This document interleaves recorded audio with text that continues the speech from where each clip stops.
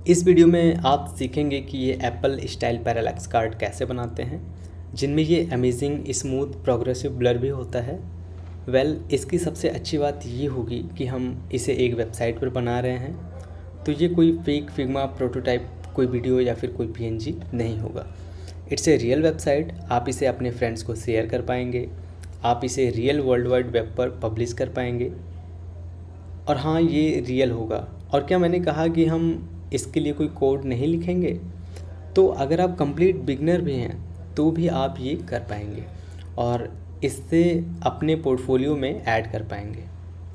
My name is Arjun, this is Marshall university. Let's get started.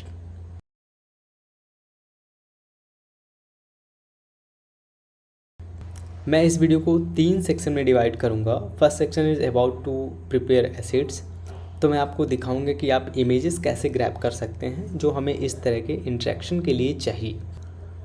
फिर दूसरा section base बनाने के बारे में होगा। बेसिकली हम एक डिज़ाइन कैनवास पर रेक्टेंगल ड्रॉ करेंगे, बस इतना ही। आई गेस कि फ्रेमर में वेबसाइट बनाना इतना ही आसान है। तीसरा सेक्शन इफ़ेक्ट ऐड करने के बारे में होगा। हम ग्रेडियंट ब्लर या प्रोग्रेसिव ब्लर ऐड करेंगे और हम अपनी छोटी कार्ड में ये पैरालैक्स होवर इफेक्ट भी ऐड करेंगे।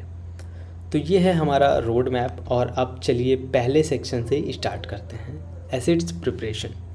इससे पहले कि मैं स्टार्ट करूं, मैं आपको नंदी से मिलवाना चाहता हूं, जो कि फ्रेमर के एक्सपर्ट हैं, जिन्होंने मुझे ये करने के लिए इंस्पायर किया, क्योंकि उन्होंने ये डिज़ाइन अपने पोर्टफोलियो में ऐड किया हुआ है।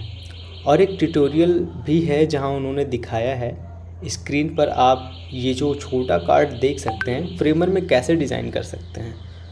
तो मैं इसका लिंक डिस्क्रिप्शन में दे दूँगा, इसे चेकआउट करना मत भूलना। लेकिन हम इस तरह के एसेट्स प्रिपेयर कैसे करते हैं? तो जैसा कि आप देख सकते हैं, हमारे पास ये छोटा सा कैस्टल है। हम एक सिमिलर इमेज कैसे ढूंढेंगे?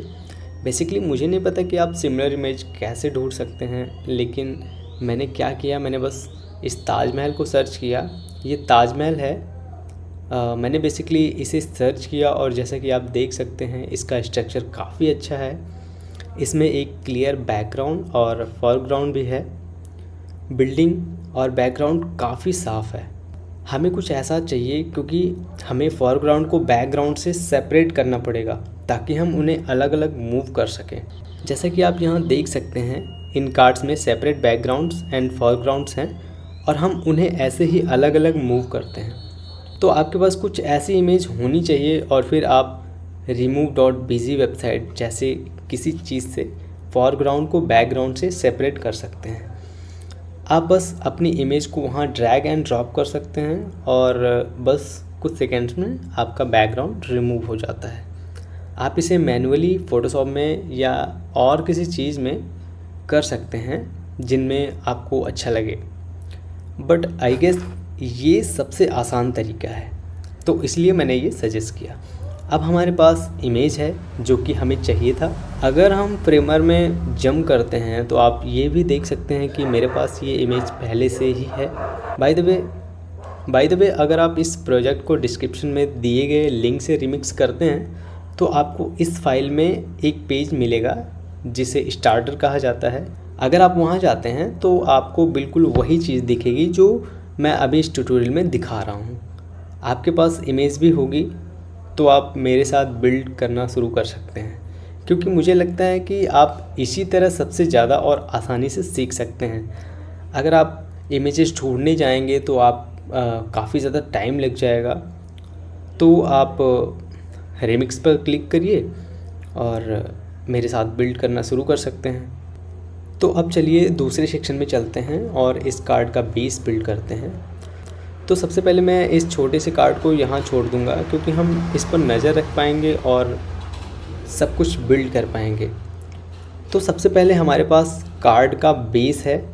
ये एक छोटा सा स्क्वायर है। ये 240 होगा आई गेस एंड 250, लेकिन मैं यहाँ डबल चेक करूँगा। तो अब हमारे पास ये कार्ड है 240 एंड 250, बिल्कुल सही है। ओके, तो ये फिल कलर की ज़रूरत नहीं होगी और हम इसे ताज नेम देंगे। ये हमारा पहला फ्रेम है, मैं इसे स्टैक में बदल दूंगा यहाँ इस लेआउट को प्रेस करके। अब हमारे पास ये ताज स्टैक है। मैं इसके अंदर एक और फ्रेम क्रिएट करूँगा क्योंकि हम फ्रेमर में फ्रेम ड्रॉ कर रहे हैं ताकि स्पेसिफिक एलिमेंट्स को ग्रुप किया जा सके। फॉर एग्ज़ाम्पल इस फ्रेम में हमारे पास सारे बैकग्राउंड आइटम होंगे। बैकग्राउंड मेन विड्थ को 240 एंड हाइट को 250 सेट करूँगा। ये ताज फ्रेम के जितना ही हाइट और विड्थ होगा। अब इस बैकग्राउंड के अंदर हम वो सारे एलिमेंट्स प्लेस कर सकते हैं जो हमें बैकग्राउंड में चाहिए। फॉर एग्ज़ाम्पल ये स्काई इमेज, जिसे मैं बस यहाँ से कॉपी करूँगा और पेस्ट करूँगा, बैकग्राउंड एलिमेंट और स्काई। चलिए इसे कॉपी करते हैं और यहाँ पेस्ट करते हैं। यू कैन सी हमारे पास ये ताज फ्रेम है, फिर उसके अंदर बैकग्राउंड है और उसके अंदर स्काई है। एंड अभी तक तो ये काफ़ी अच्छा लग रहा है। ऑल्सो जैसे कि आप देख सकते हैं इस स्काई की ओपेसिटी थोड़ी कम है 85%। और हाँ, मैंने पॉइंटर इवेंट्स और यूज़र सेलेक्ट को भी नन सेट किया है। आप उन स्टाइल को यहाँ से प्लस बटन क्लिक करके ऐड कर लें। ये इम्पॉर्टेंट है क्योंकि अगर हम अपने फ्रेमर साइट्स में डेकोरेटिव एलिमेंट्स या इस तरह की चीज़ें ऐड करते हैं तो हम आमतौर पर उन्हें पॉइंटर इवेंट्स नन और यूज़र सेलेक्ट नन सेट करते हैं ताकि यूज़र्स उन एलिमेंट्स के साथ इंगेज और इंटरेक्ट ना कर सके। तो जैसा कि आप देख सकते हैं मैं इस इमेज पर राइट क्लिक करके इसे सेव नहीं कर सकता। फॉर एग्ज़ाम्पल ये आसपास ड्रैग नहीं कर सकता।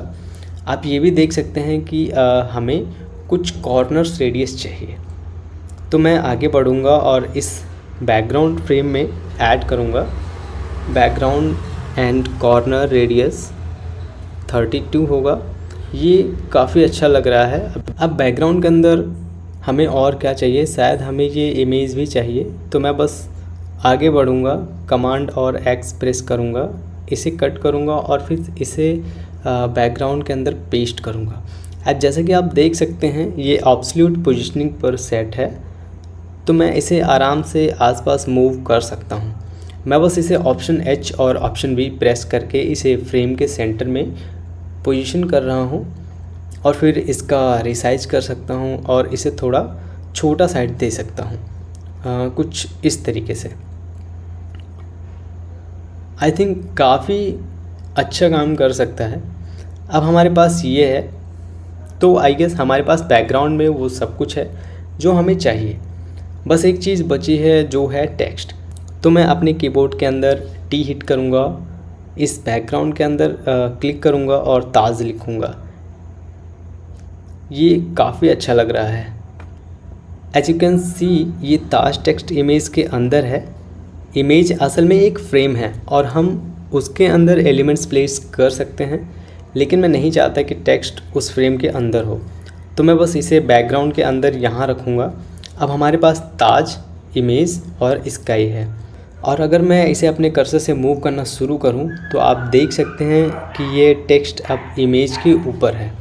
एंड इसे ठीक करने के लिए हमें क्या करना होगा, मैं बस ताज को सिलेक्ट करूँगा और फिर इसे इमेज के नीचे प्लेस करूँगा। आप शायद ये नोटिस करेंगे कि भले ही आप ताज को इमेज के नीचे सेट करते हैं, ये फिर भी उसके ऊपर है। वेल, आमतौर पर इसका कारण ये होता है कि इन लेयर्स में से किसी में शायद जेड इंडेक्स हो जो आप नोटिस नहीं करते। तो उस टाइम में आप क्या कर सकते हैं, आप ये इंश्योर करें कि दोनों एलिमेंट्स में जो जेड इंडेक्स ऐड करें, इमेज और टेक्स्ट दोनों में, और आप ये इंश्योर करें कि टेक्स्ट पर जेड इंडेक्स इमेज के मुकाबले कम हो। तो इमेज का जेड इंडेक्स 1 और टेक्स्ट का जेड इंडेक्स 0 करते हैं। अब देखते हैं कि हमने कौन सा फॉन्ट यूज़ किया था।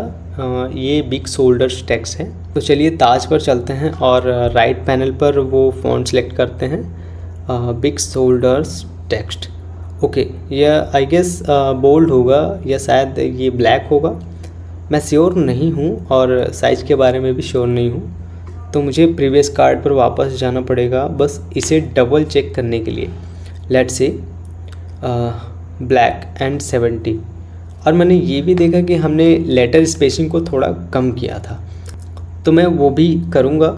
मैं इस टेक्स्ट पर ऑप्शन H फिर से प्रेस कर रहा हूँ ताकि ये हॉरिजॉन्टली सेंटर्ड हो। और अब हमारे पास ये टेक्स्ट है और ये काफ़ी अच्छा लग रहा है। अब हमें बस ये इंश्योर करना है कि हमारे पास इस कार्ड के अंदर कुछ और एलिमेंट्स हों, क्योंकि जैसे कि आप देख सकते हैं हमारे पास कुछ छोटी चीज़ें हैं, जैसे कि टॉप पर ये छोटे हाइलाइट्स या कार्ड्स के बॉटम पर शैडो, एंड हमें ये टेक्स्ट भी चाहिए। तो चलिए वो चीज़ें क्रिएट करते हैं। बैकग्राउंड्स को कोलैप्स किया जा सकता है और मैं इस लेयर को लॉक करने के लिए अपने कीबोर्ड्स पर कमांड और L प्रेस करूँगा। अगर मैं अपने कीबोर्ड पर F प्रेस करता हूँ और एक फ्रेम ड्रॉ करता हूँ, तो मैं इस फ्रेम को बैकग्राउंड फ्रेम के अंदर ड्रॉ नहीं कर पाऊँगा, जो कि बहुत ज़्यादा यूज़फुल है।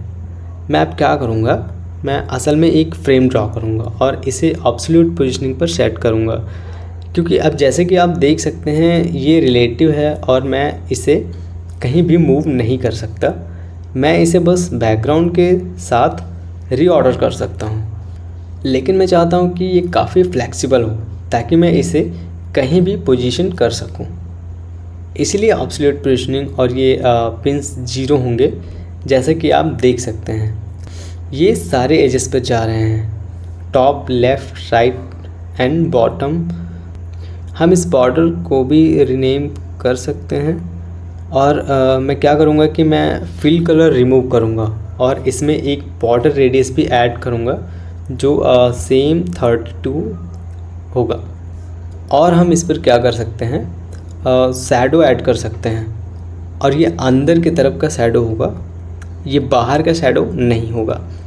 और फिर Y इंक्रीज़ होगा, जैसे कि आप देख सकते हैं। मैं Y को इंक्रीज़ कर रहा हूँ, ये 2 के आसपास होगा। ब्लर 0 होगा, एज यू कैन सी ये टॉप पर यहाँ है। मैं इसे वाइट कलर में चेंज कर सकता हूँ, शायद 35% ट्रांसपेरेंसी के साथ। अब जैसा कि आप देख सकते हैं हमारे पास कार्ड पर ये अच्छा टॉप हाईलाइट है और फिर हम बॉटम भी ऐड कर सकते हैं। तो चलिए वो भी ऐड करते हैं। यहाँ एक और शैडो होगा और ये फिर अंदर की तरफ होगा। Y -2 होगा, ब्लर 0 होगा और फिर से 35% ट्रांसपेरेंसी होगी। अब हम अपने कार्ड्स के बॉटम पर अपनी छोटी शैडो देख सकते हैं, ये काफ़ी अच्छा लग रहा है। अब चलिए टेक्स्ट के साथ कंटिन्यू करते हैं। मैं यहाँ बस एक और फ्रेम ऐड करूँगा और बॉर्डर को लॉक करूँगा, बस आपको दिखाने के लिए। अगर मैं एक फ्रेम ड्रॉ करूँगा तो ये ऑर्डर के अंदर होगा और मैं असल में वो नहीं चाहता। तो चलिए बॉर्डर को लॉक करते हैं, फ्रेम ड्रॉ करते हैं। ये एब्सोल्यूट पोजीशनिंग होगा, लेफ़्ट, राइट और बॉटम पर पिन करते हैं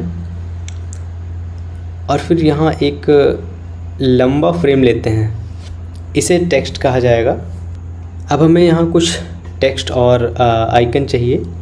तो सबसे पहले मैं यहाँ फिल कलर रिमूव करूँगा, फिर मैं आपको दिखाऊंगा कि मैं आमतौर पर फ्रेमर में आइकन्स के साथ कैसे काम करता हूँ। क्या करेंगे कि दूसरे कार्ड से ये छोटा सा कंपोनेंट यहाँ से ग्रैब करते हैं, इसे SVG बोलते हैं। मैं इसे कॉपी करूँगा और यहाँ पेस्ट करूँगा। अब हमारे पास ये कंपोनेंट है और जैसे कि आप देख सकते हैं इसमें राइट पैनल पर ये SVG कोड प्रॉपर्टी है। हम वहाँ अपने आइकन के SVG कोड पेस्ट कर सकते हैं। तो चलिए फिग्मा पर चलते हैं और मैं central icon system plugin search करूँगा। बाय द वे मुझे लगता है कि ये बेस्ट आइकन पैक है। मैं अब इस पर क्लिक करूँगा क्योंकि ये अब कैनवास पर है। इसका SVG कॉपी पेस्ट करते हैं, मैं इसे यहाँ पेस्ट कर दूँगा। अब मैं यहाँ कलर कस्टमाइज़ कर सकता हूँ, लेकिन ये वाइट ही होगा। मैं बस इसको दिखा रहा हूँ कि आप क्या क्या कर सकते हैं। लेकिन जैसा कि आप देख सकते हैं ये फ्रेमर में एक ग्राफिक लेयर है जिसे एडिट करना ज़्यादा आसान नहीं है। आपके पास यहाँ ये सारे छोटे लेयर्स हैं, ये पाथ्स हैं और ये वेरिएंट्स कंपोनेंट्स के साथ काम करना भी ज़्यादा आसान है। तो हमारे पास ये छोटा सा आइकन है। चलिए यहाँ टेक्स्ट भी लेते हैं। मैं टी हिट करूँगा, कैनवास में क्लिक करूँगा और टेक्स्ट टाइप करूँगा, लेकिन मैं वो नहीं करूँगा। मैं बस इस प्रोसेस को स्पीड अप करने के लिए जल्दी से ये टेक्स्ट लूँगा। मैं इसे इस बिल्डिंग के नाम पर रीनेम करूँगा। चलिए बस इसे पेस्ट करते हैं और अब हमारे पास नेम और आइकन दोनों हैं।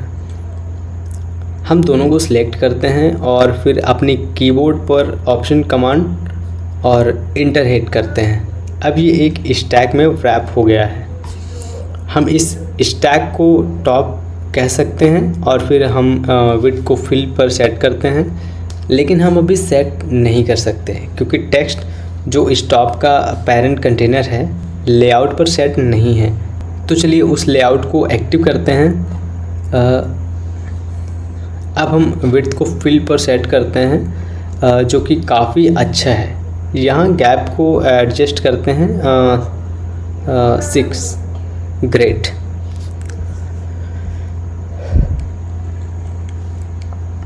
और अब हम बस इस टेक्स्ट को कॉपी करते हैं, इसे यहाँ पेस्ट करते हैं। ताजमहल, इसको ताजमहल कहेंगे।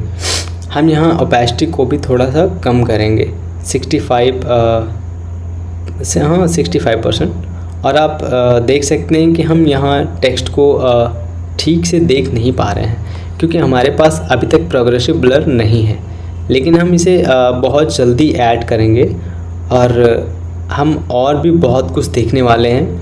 अब यहाँ गैप को थोड़ा कम करते हैं। ये टेक्स्ट एक दूसरे से थोड़ा पास हैं, तो इसमें कुछ गैप रखते हैं लाइक 4।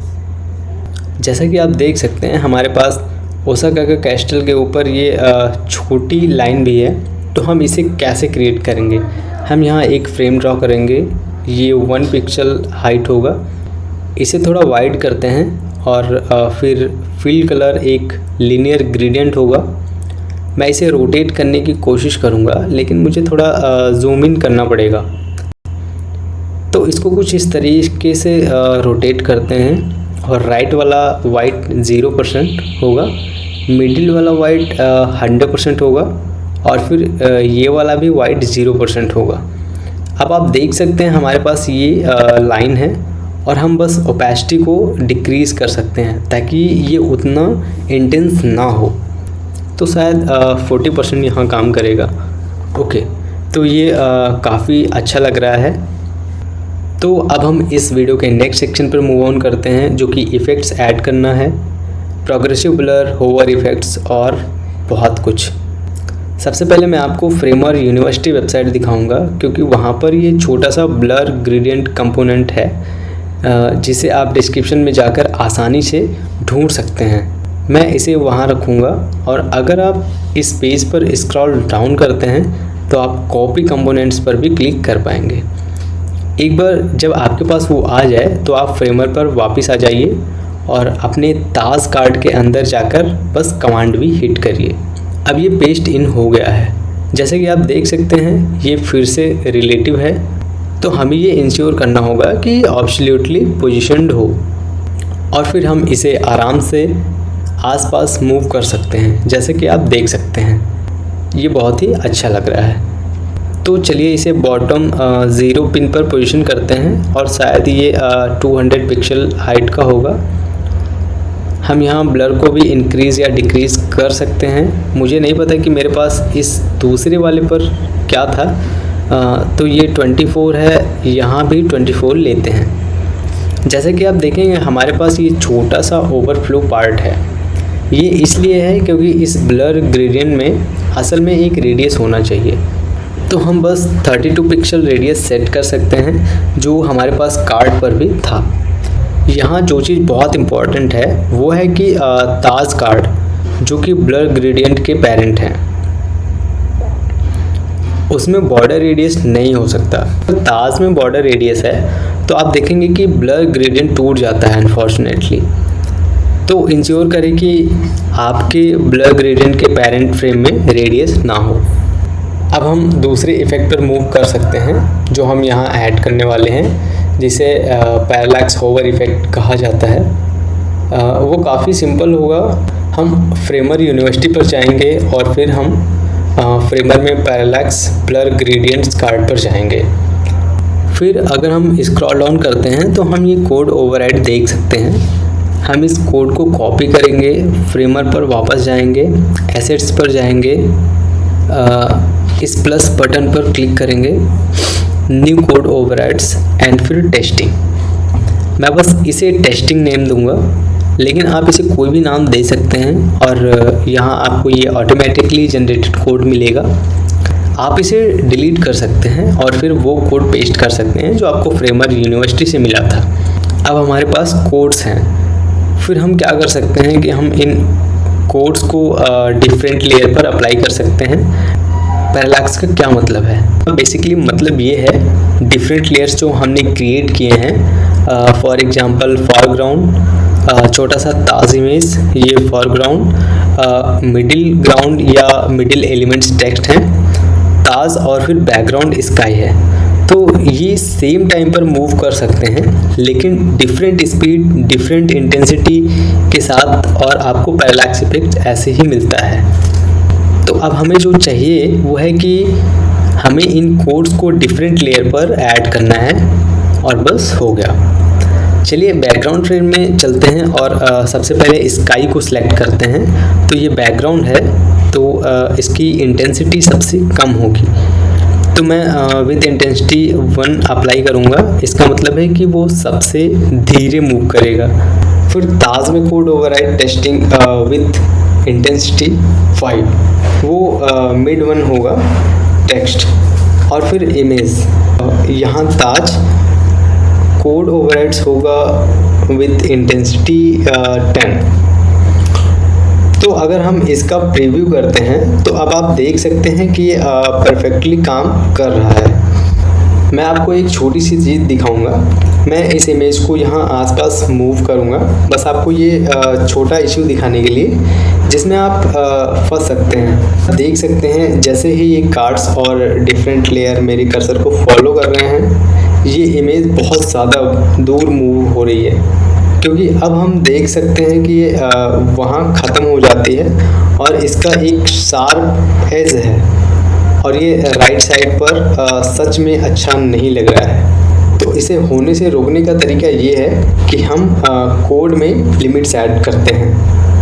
अगर आप ये कोड एडिट करते हैं तो आप देख सकते हैं कि विद इंटेंसिटी 10 सबसे स्ट्रॉन्ग इंटेंसिटी है। बाय द वे यहाँ ये नंबर है, तो पहला नंबर इंटेंसिटी है, आप उसे भी चेंज कर सकते हैं। और दूसरा नंबर एक्स मैक्सिमम ऑफसेट है और फिर तीसरा नंबर वाई मैक्सिमम ऑफसेट है। तो बेसिकली मैं एलिमेंट को विद इंटेंसिटी 10 के साथ 400 यूनिट से ज़्यादा मूव नहीं कर सकता। अगर मैं इसे 100 पर सेट करता हूँ तो जैसे कि आप देख सकते हैं ये एक्स एक्सिस पर बहुत कम मूव करेगा। और आप देख सकते हैं कि मैं अब इसे राइट पर देख नहीं पा रहा हूँ, लेकिन फिर भी वो वहाँ है। शायद अगर मैं यहाँ एक छोटी वैल्यू ऐड करूँ, शायद 50, अब आप देखेंगे कि ये इस प्रॉब्लम को ठीक कर देता है। As you can see image बिल्कुल भी मूव नहीं करती। बट मैंने बस पोजीशन चेंज किया था आपको ये दिखाने के लिए, क्योंकि ये पहले यहाँ 400 हुआ करता था और फिर इमेज यहाँ आसपास हुआ करता था। तो उस 400x लिमिट के साथ ये परफेक्टली काम करता है। अगर मेरे पास वहाँ वो लिमिट नहीं होती तो चलिए इसे वापस 2000 पर करते हैं, जो कि बहुत बड़ा है। ये असल में एक्टिव नहीं होता। यू कैन सी 2000 ये बहुत बड़ा है और ये कर्सर को फॉलो भी करता है। हम देख सकते हैं कि इमेज बस वहाँ ख़त्म हो जाती है। तो 400 लिमिट को वापस से यहाँ सेट कर देते हैं। आप देख सकते हैं कि ये काफ़ी कूल है, क्योंकि आप इस कोड को बहुत आसानी से कस्टमाइज कर सकते हैं। अब बेसिकली हमारे पास ये पैरालैक्स कार्ड है जिसमें ये प्रोग्रेसिव ब्लर भी है और ये एलिमेंट्स कर्सर को फॉलो कर रहा है। ये काफ़ी अच्छा लग रहा है और आप इसे अपने पोर्टफोलियो में या अपने वेबसाइट में ऐड कर सकते हैं। और जब आप इसे अपने फ्रेंड्स को सेंड करेंगे तो वो इससे बहुत ज़्यादा इम्प्रेस्ड होंगे। क्योंकि ये बहुत ही कूल लग रहा है। अब हमें बस फ्रेमर एडिटर के टॉप राइट कॉर्नर पर जाना है और अपनी वेबसाइट पब्लिश करनी है। और अगर हम इसे ओपन करते हैं तो आप देखेंगे कि ये रियल वर्ल्ड वाइड वेब पर पब्लिश हो गया है। हम इसके साथ इंटरेक्ट भी कर सकते हैं, ये काफ़ी अच्छा लग रहा है। तो इस वीडियो के लिए इतना ही। इंश्योर करें कि आप इस वीडियो को लाइक और चैनल को सब्सक्राइब ज़रूर करें। ज़्यादा से ज़्यादा कंटेंट के लिए अपने फ्रेंड्स को भी ज़रूर शेयर करें। फिर से मिलते हैं नेक्स्ट वीडियो में। Thank you so much for watching.